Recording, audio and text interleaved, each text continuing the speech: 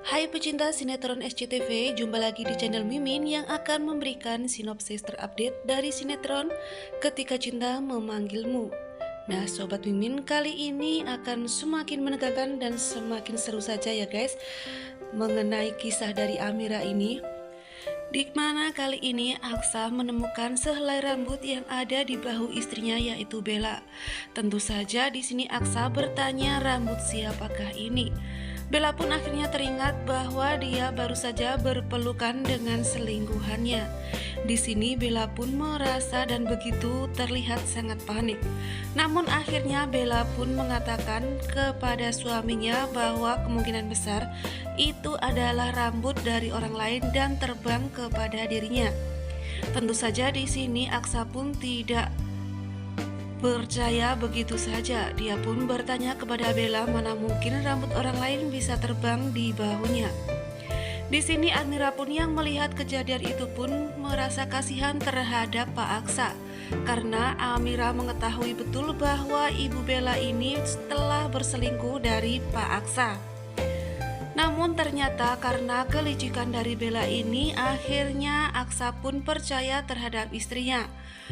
Bella berhasil meyakinkan Aksa suaminya bahwa dia begitu sangat mencintai dirinya dan tidak mungkin berselingkuh dari dirinya.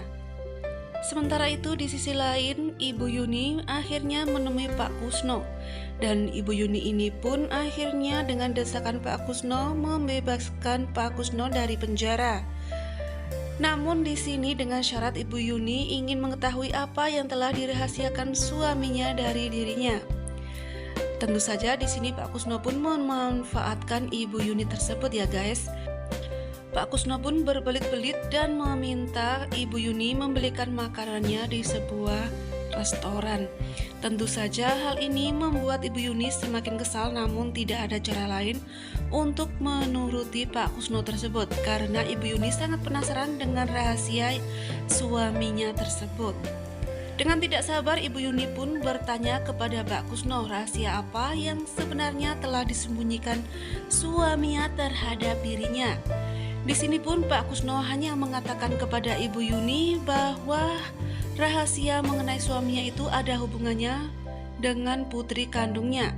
Tentu saja hal ini membuat Ibu Yuni merasa sangat bersemangat dan begitu penasaran. Ibu Yuni pun bertanya apakah Pak Kusno mengetahui keberadaan anak kandungnya, dan bertanya apakah anak kandungnya masih hidup sampai saat ini. Belum sempat Pak Kusno menjawab pertanyaan Ibu Yuni, tiba-tiba saja Aksa menghampiri mereka berdua. Tentu saja di sini antara Pak Aksa dan juga Pak Kusno pun bertanya-tanya. Terutama Aksa, bagaimana mungkin Ibu Yuni kenal dengan Pak Kusno? Akhirnya Aksa pun menghampiri Ibu Yuni dan juga Pak Kusno. Namun di sini Pak Kusno pun menjadi merasa ketakutan terhadap Aksa. Akhirnya Pak Kusno pun melarikan diri dengan beralasan bahwa dia pergi ke toilet. Namun setelah Ibu Yuni menghampiri toilet, ternyata Pak Kusno sudah kabur duluan. Sementara itu di sisi lain, akhirnya Pak Bastian pun memberikan kejutan kepada seluruh anggota keluarganya, di mana pada saat makan malam dia pun memanggil Amira beserta pembantunya. Di sini Amira pun diumumkan oleh Pak Bastian bahwa dia mulai besok diterima di kantornya sebagai asisten dari anaknya, yaitu Aksa. Tentu saja hal ini memicu kecemburuan dan memicu rasa tidak senang antara anggota keluarga, terutama Ibu Zora dan juga Hilda. Namun di sini Pak Bastian tidak peduli dengan anggapan anggota keluarga lainnya. Dia pun bertekad menjadikan Amira sebagai karyawannya. Selain dinilai Amira itu sangat pandai dalam hal berbisnis, di sini Pak Bastian pun beranggapan bahwa dia akan mengawasi gerak-gerik dari Amira dan juga Aksa.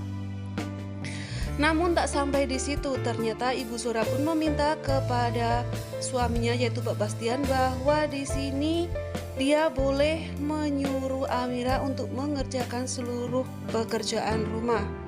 Tentu saja dengan mendesak, akhirnya Pak Bastian pun menyetujuinya.